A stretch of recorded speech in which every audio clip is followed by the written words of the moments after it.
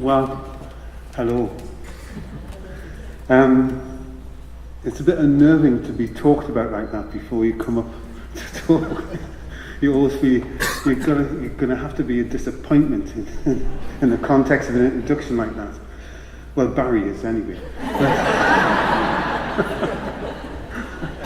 Well, you see, this is what happens. Barry pushed me to go first, so I get to the first. It was absolutely a delight to be asked.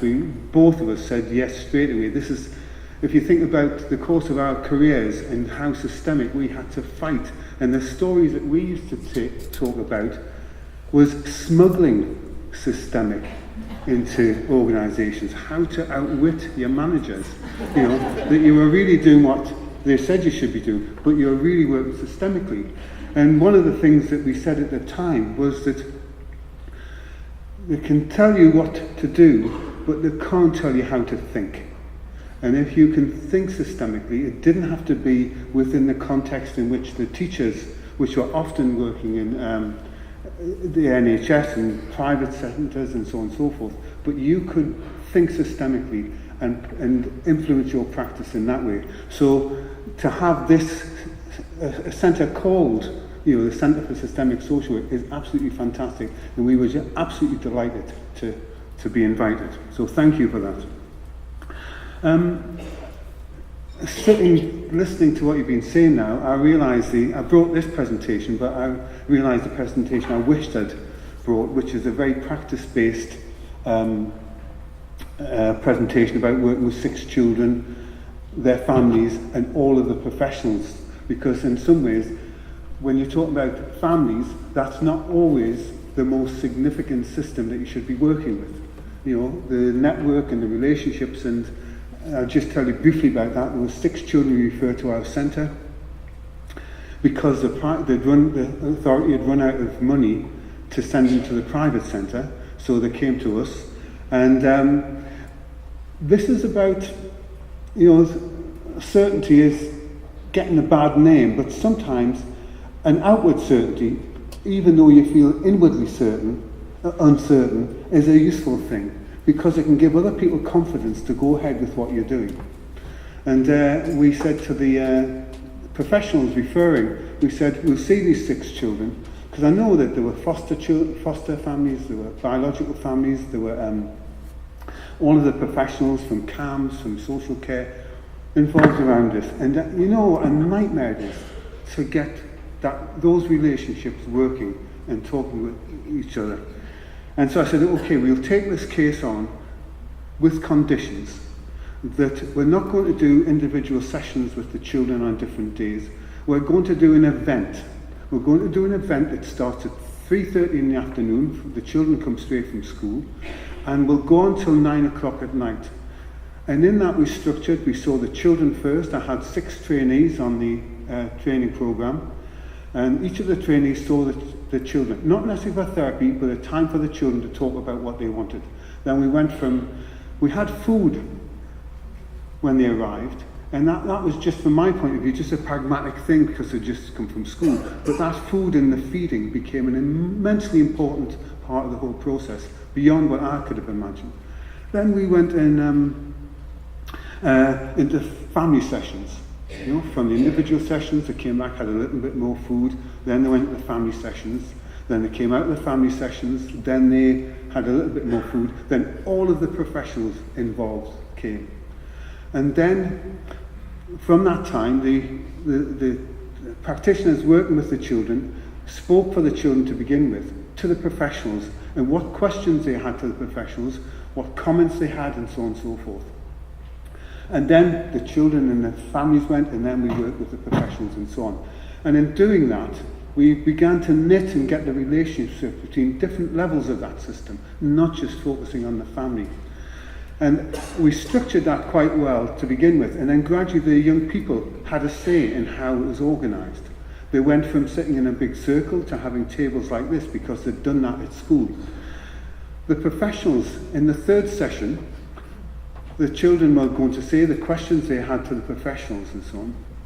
And what they came up with, they said, the question we have today is what happened to the questions we asked you in the 1st session. Now, the professionals were working hard. Each one of them were working really hard in doing what they were doing. But nobody knew whose job it was to answer those questions. Somebody was taking the notes and sending the questions round, but whose responsibility was it? So that when the children went, said, our job today will be to work that out for you. And one of the children said, you know, it's better to have the answer no than to have no answer at all. And so it's not that, don't be worried to disappoint us, because it's worse living with just not knowing in that way. So that was it, and we went on we did 6 events like that, and the professionals who were a bit reluctant to come, because it was after hours and things like this, eventually said it was one of the best pieces of work that they'd been involved in, because they saw change happening amongst not just the families, but amongst the professionals and how the professions related. So when you're thinking about systemic, I think we've got to think, what's a significant system, and how do we make sure that we get them into a room? Obviously it wasn't just a single room, we had a lecture seminar to have all those people in. So that's the kind of thing that systemic practice has inspired me to do, and to go beyond how I was trained.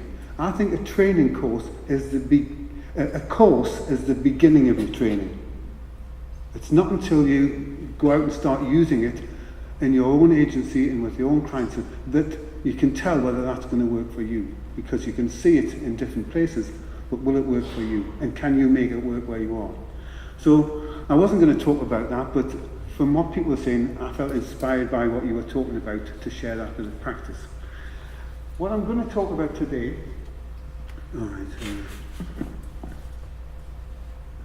it's always funny, it's down here, but so why do I keep turning there, away from the microphone, you can't hear me. This is a model I haven't written about yet. This is the next thing I'm writing about, and it describes something of my, there's no clock on here, so I have no idea time. Can somebody tell me when it's 15 minutes, when it's 30 minutes, when it's 45? Okay. I'm 15. Sorry? You had 15. No. Okay, I'm going to have to whiz on. This is something I'm working on, and it came across, I'll just go through this slide.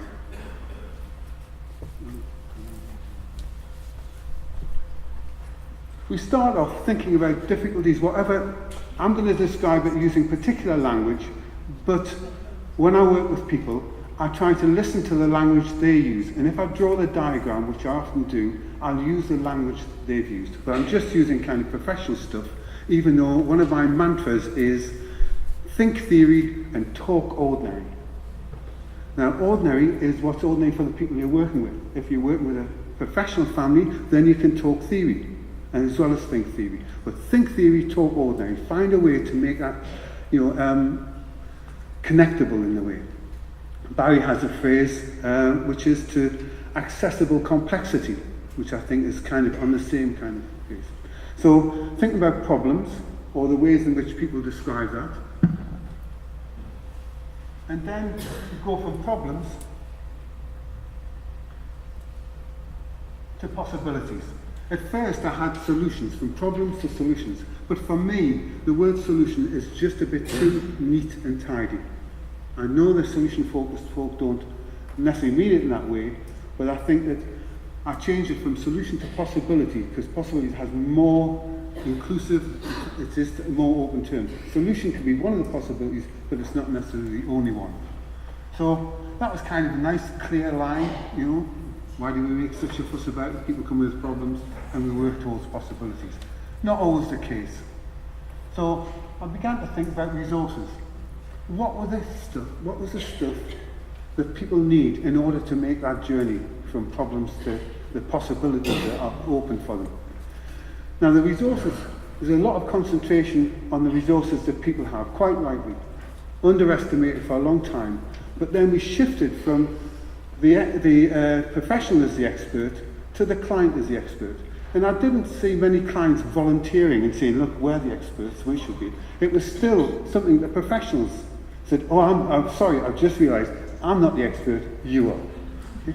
And I've met a lot of people who just didn't feel quite that fitted for them. So I think it's anybody's resources.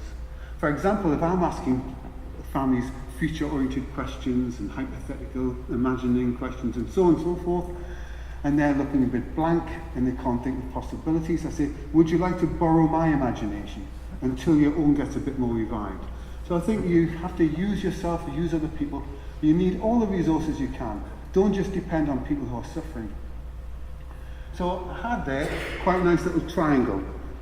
Problems, resources, possibilities. It was really handy. Some of the students said it's the most helpful thing of the course. They could remember this when they were talking with families. They think, where am I positioned? Have I talked too long about problems? Not enough? Have I opened up possibilities? Do I know what resources we need? And so on and so forth. So had a triangle, and I was quite happy with that. And I realised Carl Tom, which you've probably heard about, had quadrants. David Kolb had quadrants, and I could live with that. They were my gurus, and so I was quite happy. But I realised that Barry Mason, he had a quadrant, and I only had a triangle, and I couldn't live with that. So I had to think, what could I do about getting a quadrant? So I thought, what's the opposite of resources? And that's restraints. And there was a feeling in the field, still to a certain extent, that you had to always talk positively. You had to always talk about the strengths that people had. You had to always talk about appreciative inquiry, solution-focused, positive psychology, which I went along with. But sometimes, just in the room with people, it just seemed disingenuous to always be talking and pushing people towards the resources when there were many, many restraints in their lives. And until we talked about those, you didn't see quite the size of the problem that they were up against. So I introduced this, and Barry is very encouraging, weren't you? About this. So I went along with this, and the first thing I used it for, and I'm going to ask you to, I used this as a self-reflexive internal guide. I kept this to myself. I didn't share it with families. I kept it as an internal model. Where am I here? What are they talking about? Where do I need to be? Do I know enough about this? Have I talked too long for this? Do I not know this? I use this as an internal guide. So I want you to quite quickly, at this stage, just to, in groups of one, just to think about when you face a problem. Now this is not your life story, okay? We'll just go on. When you face a problem in your personal life, which pathway do you go? Do you start off with problems and see the size of it? Do you immediately think about the possibilities? Do you think about what do you need? Or do you think what's stopping you? In your personal life, when you're facing a difficulty, which pathway do you follow? Then after you've thought about that, think about, as a professional, when you're helping other people, which pathway do you try to help them to go? So just do that in groups of one, just for 2 minutes, no more. And then when you've done that, just share that with the person next to you and see, compare and contrast. Okay? Excuse me. That always works. Saying okay never works. Excuse me. People stop. Okay, so I'm not going to ask for feedback at this point, but some people may have discovered that there's quite a strong coherence between how they face difficulties in their own life and how they operate as professionals. Some people might have discovered it's quite different. It's very useful to know that for various reasons. But I'm going to push on, and then I began to share it with families. And the first one I did, I was working with a family, 17-year-old, had just come out with some kind of detox program, alcohol and drugs, very early starter.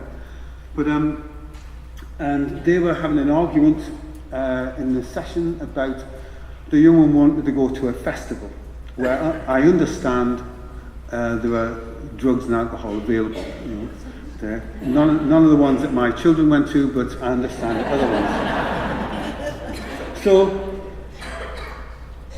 they weren't kind of including me in their discussion, so I just began to draw out onto a piece of paper on the table this diagram. And they seemed to, after a little while, they saw me doing something, and then they turned and I explained to them in the way that I've told you. and I put down going to the festival. And I then put pieces of paper with each of their names on, and then I asked them to position themselves in relationship to this event. Where did they see themselves in terms of this model?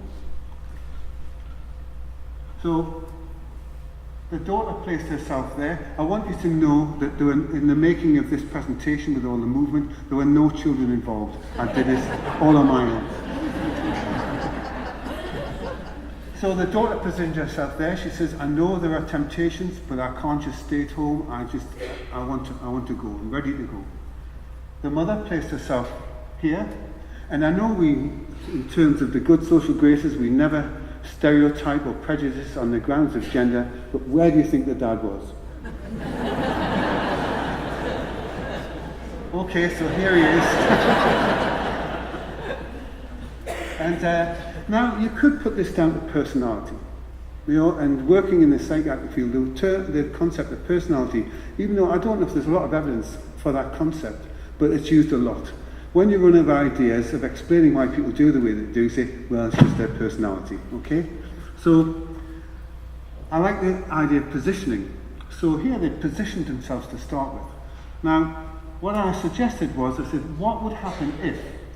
Now, I like this physical use of the model and the visual because it allows you to ask your question and to show your question. Because one of the things we know about systemic model is ask lots of questions, and some of the questions you need an IQ of 142 to understand some of them.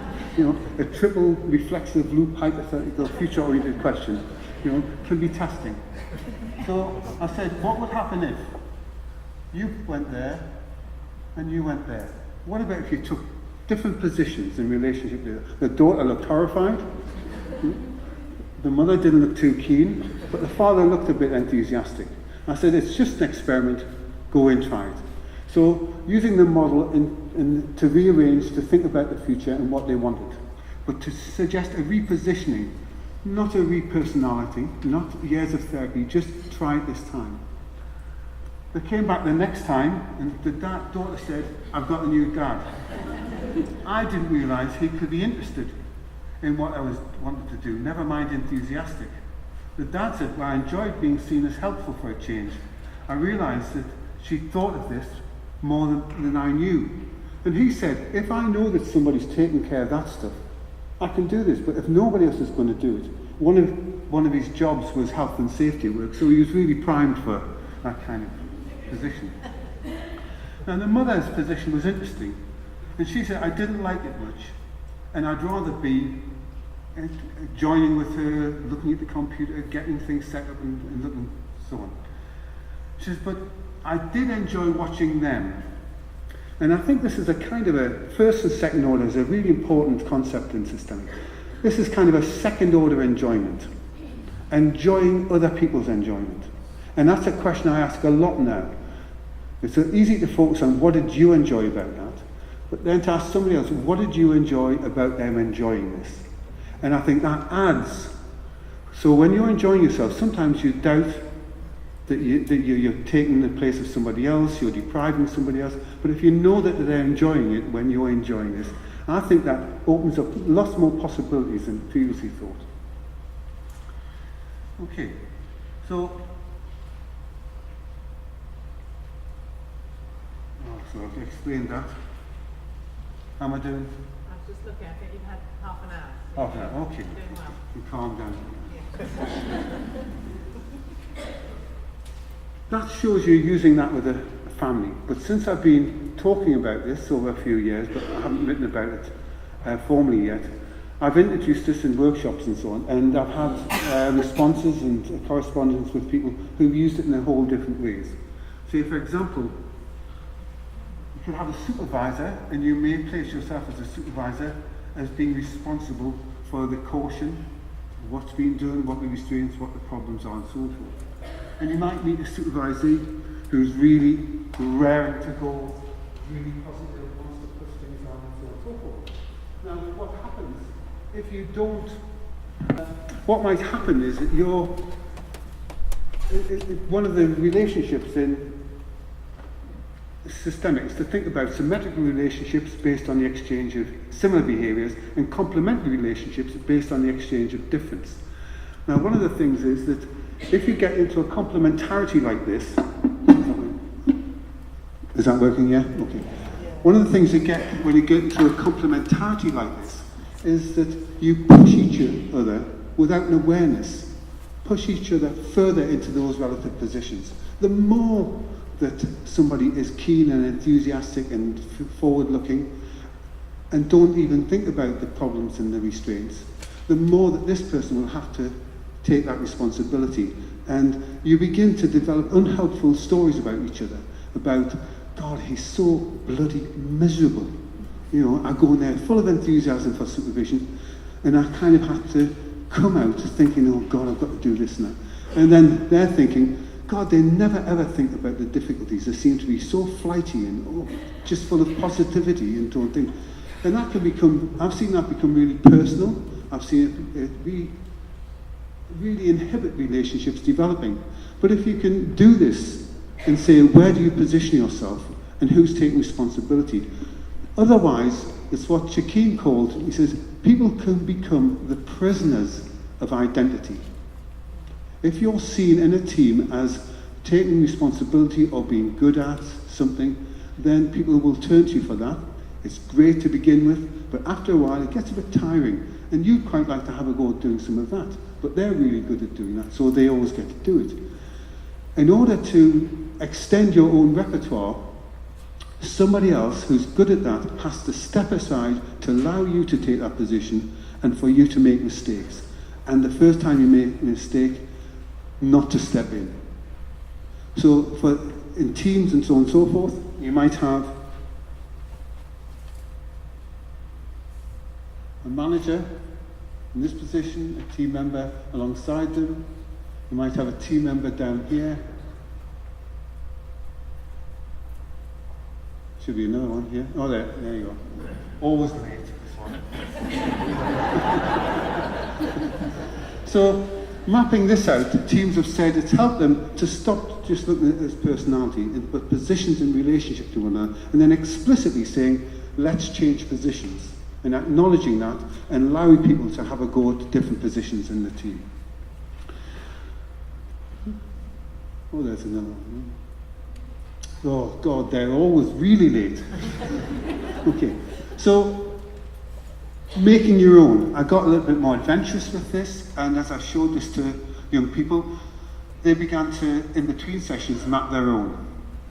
And this isn't as good as the real one, but this is just my interpretation. This young woman, she's in a canoe with a river, going to where she wanted to be, which she wasn't quite sure where that was or how to describe, but she knew it wasn't where she was. On the riverbank, there were helpful people and ideas, which she drew and named. And on this bank, the people and ideas had held me back. So that was her interpretation of this. And then she put herself in a canoe on a piece of paper, and gradually we talked about how she made that transition, what was in the river, what was hidden, and so on and so forth. So once people get the principle of it, they can use it in all sorts of different ways. Just have done that. Let's have a look. Done that. Okay. So that, talking about your coherence, that's what you were doing before. What works for me? Which pathway do I follow in my personal life, my professional life? Do they clash? Do they blend? How can I find, if I'm aware of that, I might be more able to take the step of coordinating. Because if you've got a family come in and they like to start and explore the problems and the size and its capacity, what holds them back, if you just take that positive approach, you'll find yourself getting exhausted quite quickly. When I was working with Queenie Harris, a colleague of mine, I was working with this family, and she knocked on the door and called me out. And as I walked out, they said, what have you done wrong now? Which is, I thought, must be something. Anyway, when I came back in, they said, what did she say? I said, well, what she said was, it's really important that there's some optimism in the room. But what's more important is that some of it should be yours. And after that, I looked at negatively connoting some of the positive aspects I had, and found I had overwhelming optimism. I had incurable circularity. I had lots of things that I'd trained hard to do were somehow restraining people from developing their own. Okay, that's... So, when you think about your self-reflexivity, which quadrant do you feel most comfortable in, most skilled at working in? What's your default position? Which quadrant do you aspire most to develop in? Which quadrant do you keep slipping out of? You're determined you're going to be in that quadrant today, you're going to work on it, but it's just something else attracts you out of it. Which quadrant do you depend on someone else, family, colleagues, team members, to remind or inspire you into thinking about? And chances are, that's what you need to train yourself in. Because a training course will give you so much, but it won't kind of help you to make that sustained difference. What are the differences and similarities between your personal and professional life? Okay. Now, coordination, what I've been talking about is self-reflexivity. Coordination requires a relation reflexivity. And sometimes that's explicitly finding out from families about how they are, realizing how you are, and then negotiating how you'll position yourself in relationship to them. And not just doing that at a once-off negotiation, but regularly checking that and exploring that. I want to go on a bit more. Okay. So, that's thinking about yourself, using that, and you can draw it out for yourself with words that resonate for you and that you can remember. Then working with people, your team colleagues, finding out where they're positioned and how you can maximize the resources and not waste time on kind of just getting frustrated with each other. A team, you're always your most important resources. And in a family, so they're the most important resources. And then that coordination through negotiation, which may require you to step out of your favorite position to allow somebody else to experiment, and resisting that temptation to step in and do it for them. And that applies with families and with team colleagues too. So that worked okay, and then I was sitting one night, as you do, and thinking, I could use this, all of these systemic ideas and practice, I could use this to sort them out. I could put them into different quadrants, and I could just see the paper being written. Wouldn't that be great? Clarity. Wouldn't that be fantastic? So the next slide is my first and final attempt at that. It was a total mistake. And if you've got sunglasses, put them on now. So that was... that was me sorting everything out. But just as I was doing this, you don't need to read it. I thought, what's the limitations to this sorting?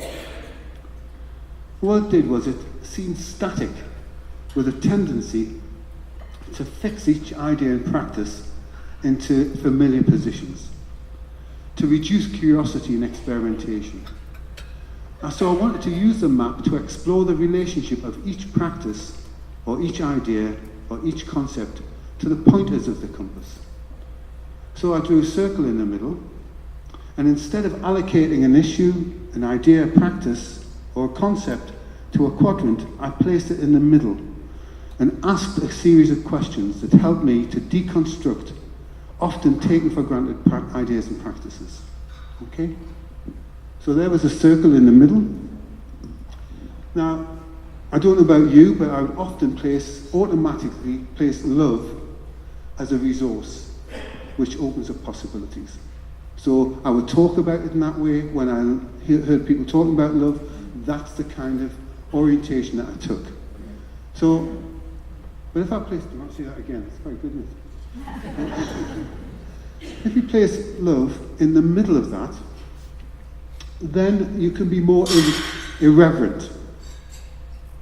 You can begin to think, this is a taken for granted idea, and I'm going to just explore it a bit further than I usually do. And so I would ask, place in the middle, okay, the following questions. What problems does love dissolve or overcome? What problems does love create or might it create? What possibilities does love open? What possibilities does or might love close down? When and how is love a resource? When and how is love a restraint? So as I became much more rigorous and irreverent to treating ideas as one single thing. Because systemically, we're taught, for example, Barry often gives this example about linear thinking. It was just such a big no-no. You were excommunicated, people didn't talk to you for a while until you started talking circular again. So it was just, but when is the time, and I think you said before, both and. You see? Now, either or, both and. You always have to be both and. And sometimes it's a tortuous process. But then I thought, why don't I be more rigorous with that? And I came across, I haven't got a slide of this. If you're really going to be both and, you've got to be both either or and both and. Otherwise, you're creating an either or between either or and both and. So there's always a way, systemic thinking is slippery. When I teach on psychology courses, I advertise it that. I said that you've had models which are clear, step by step, in which you can clear and you can go through that processes. This is not going to be like that. Because as soon as you say, this is great, you're going to say, is it really? You've got to keep that flexibility. So those are the kind of range of questions. And it's what I call the discipline of curiosity. It's easy to be curious when you're interested in curious. It's not so easy to be curious when you're thinking. I define this as the discipline of curiosity is asking the question even though you're pretty sure you know what the answer is. And many times I've done that and I've been surprised at the answers. And I've made assumptions and gone on being quite ineffective because I had made that assumption.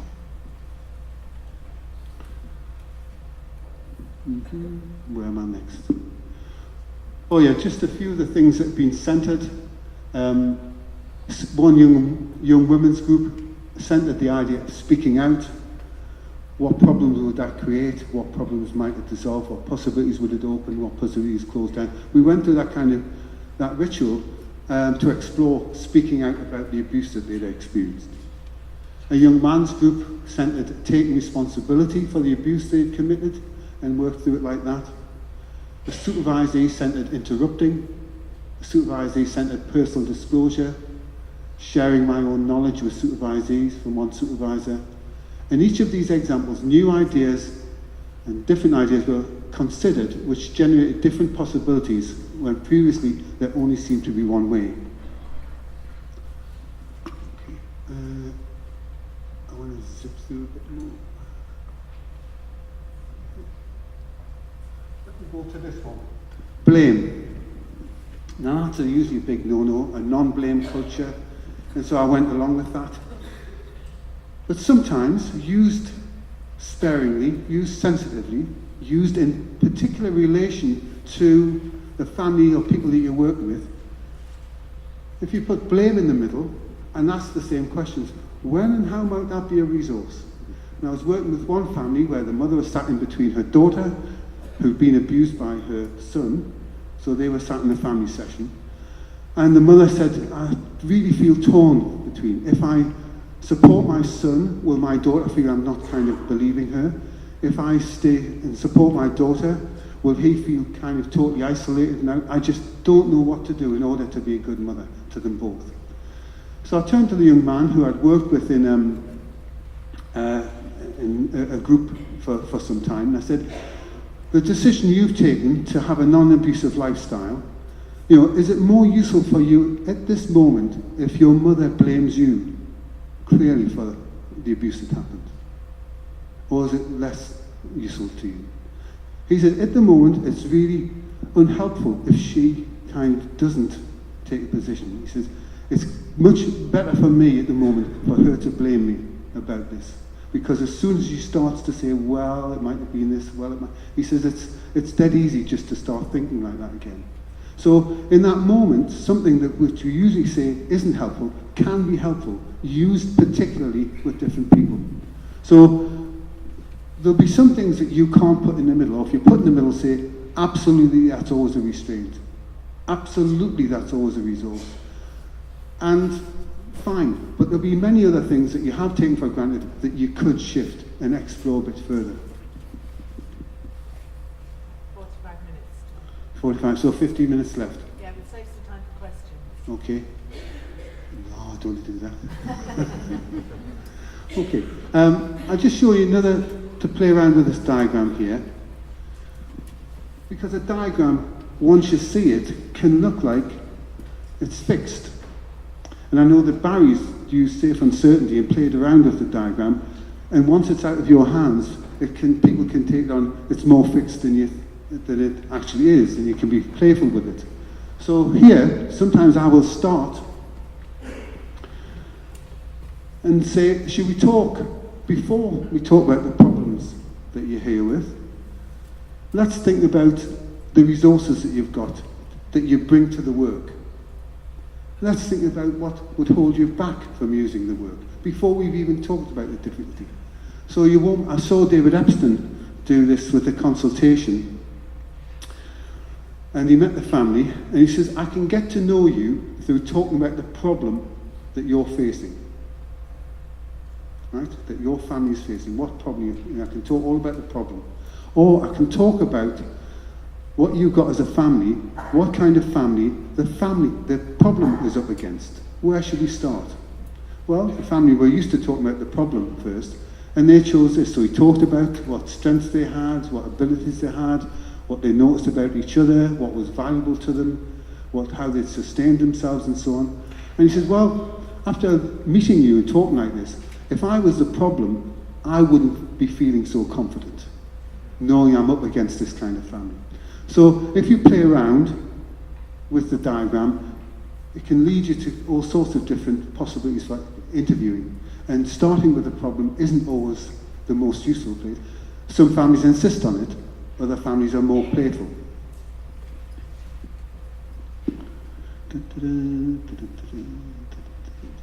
Okay. Now, another model that I've used a lot, and are you familiar with the Coordinated Management of Meaning?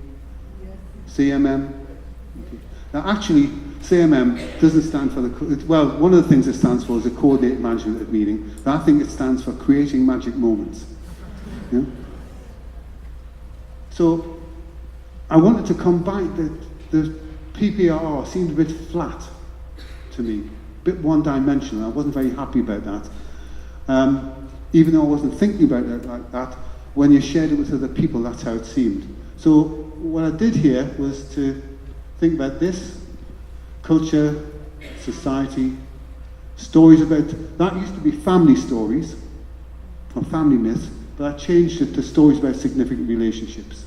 That was much more inclusive and flexible. Self-stories, definitions of relationships, episodes of practice and action, speech acts, and conversations. I won't go into all of those just now. I just want to show you how I related PPRR to this. So what I did was to kind of think about problems. I put them vertically along the side of here, whether that was on a diagram or in my mind, and that helped me to relate problems to many different aspects of people's lives and experience. So if you mentioned about poverty, you mentioned about the hazards that people experience in their life, it didn't just stop at family relationships. How were these people situated in society? What was the culture? What was problematic in their culture? How did their culture act in such a way to be helpful to them? And so putting possibilities on the other side, and you could use that as a filter to look at what was problematic about their culture for them, what was open to possibilities about their culture. And so then you could run restraints, what was restraining at these different levels, and what was resourceful at these levels. And that added a richness, because CMM was kind of just, burnt into my mind, so I didn't need to think about it. But for other people, it was useful to map this out with PPRO. I think probably I could stop there and take questions.